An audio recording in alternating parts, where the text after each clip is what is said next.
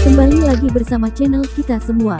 Jika Anda suka, jangan lupa komen, like dan subscribe, serta juga bila Anda berkenan. Selamat membaca dan mendengarkan. Perintah Kaisar Naga, Bab 31883190. Untuk sesaat, tirai cahaya besar mulai berputar. Puluhan ribu pasukan dalam formasi sepertinya telah kehilangan konsep ruang dan waktu. Mereka bergoyang satu persatu dan mulai berjatuhan. Ah! Jeritan dan benturan terdengar silih berganti. Puluhan ribu orang bertabrakan dan saling menginjak-injak, menyebabkan banyak orang terinjak sampai mati sebelum mereka sempat bereaksi. Ketika Raja Li melihat ini, dia meraung keras, tapi tidak ada gunanya. Beberapa jenderal juga ingin mengendalikan situasi, tetapi dalam formasi berputar, tidak ada yang mematuhi perintah, dan mereka tidak bisa berhenti sama sekali. Raja Li, apa yang terjadi? Formasinya terlihat sangat kuat, sama sekali tidak terlihat seperti formasi pertahanan. Penatua Qi memandang para prajurit dalam formasi.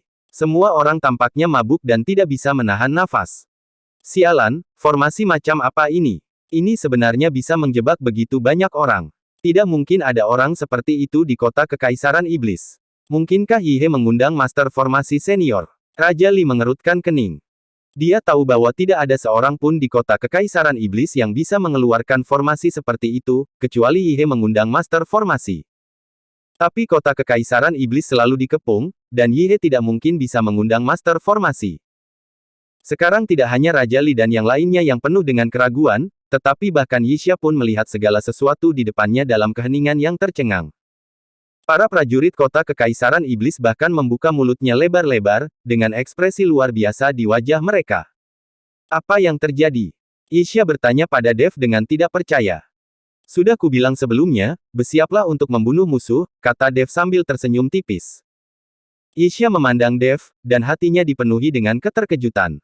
Berapa banyak usaha yang diperlukan untuk membentuk formasi yang dapat menjebak puluhan ribu pasukan musuh. Yihe, yang berada di kota Kaisar Iblis, juga sedikit terkejut saat melihat pemandangan di bawah kota.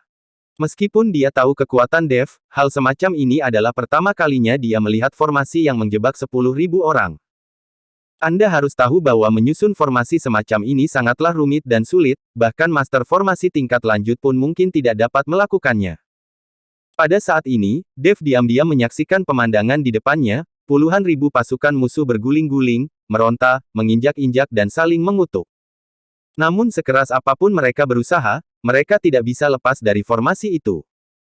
Di mata orang luar, puluhan ribu pasukan dari kota Raja Mingli tampak seperti sedang mabuk dan tidak dapat berdiri sama sekali. Melihat waktunya telah tiba, Dev berkata perlahan, Putri Yixia, kesempatan untuk membunuh musuh telah tiba. Apakah Anda memiliki kekhawatiran tentang udang berkaki lunak ini? Yixia menatap Dev dengan penuh rasa terima kasih, lalu mengangkat senjata di tangannya dan berteriak, prajurit, ikuti aku.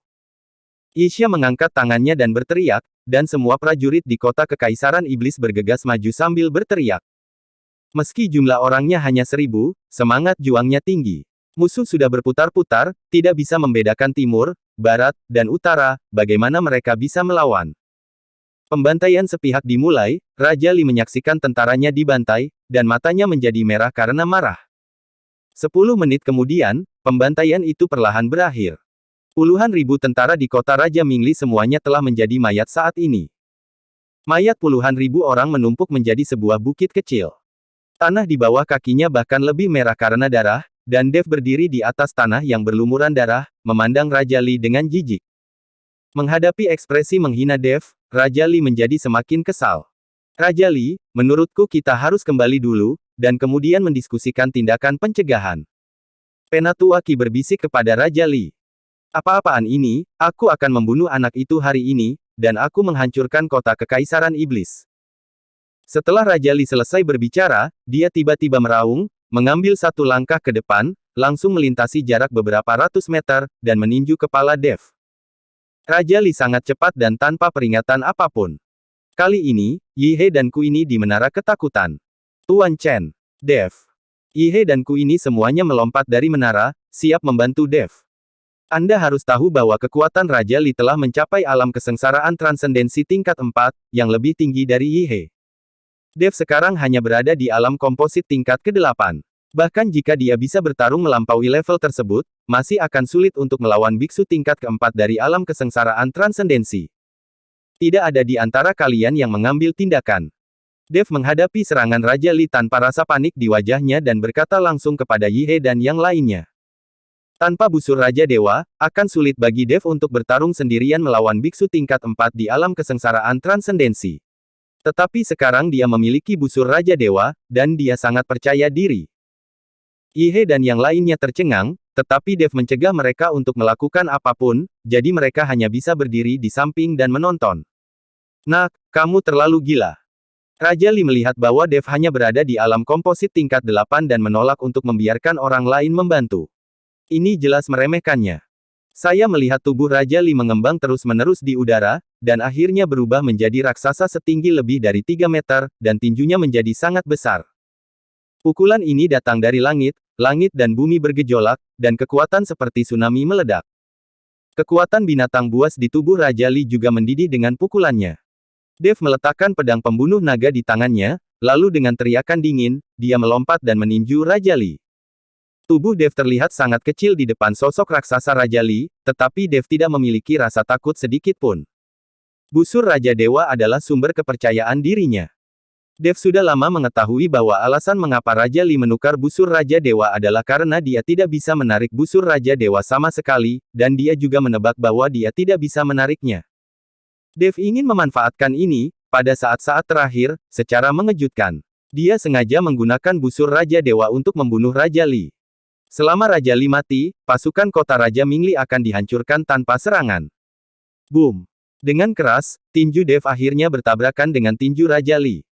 Ledakan besar membuat wajah semua orang berubah, dan dalam sekejap, nafas yang tak terlihat mulai menyebar dengan cepat. Kembali, cepat kembali. Melihat ini, Yi He berteriak keras. Banyak orang mulai mundur dengan putus asa.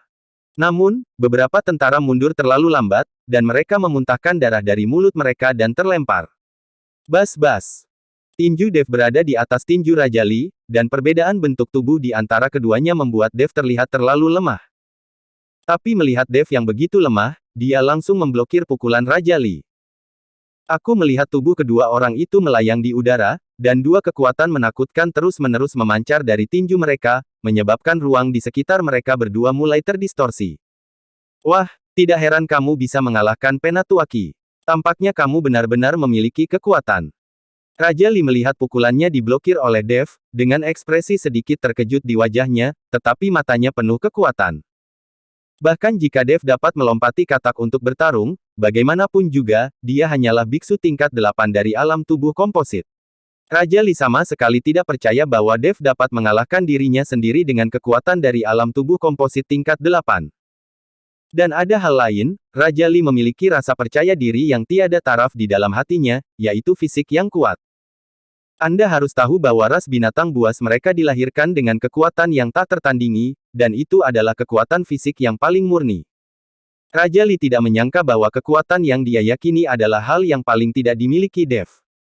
Jika itu murni kekuatan fisik, Dev bisa dipanggil kakek. Dev berasal dari klan naga, dan dia juga dari klan naga emas. Adakah yang bisa menandingi dia dalam kekuatan fisik murni? Sangat disayangkan Raja Li bahkan tidak membuka matanya untuk melihat ke arah Dev.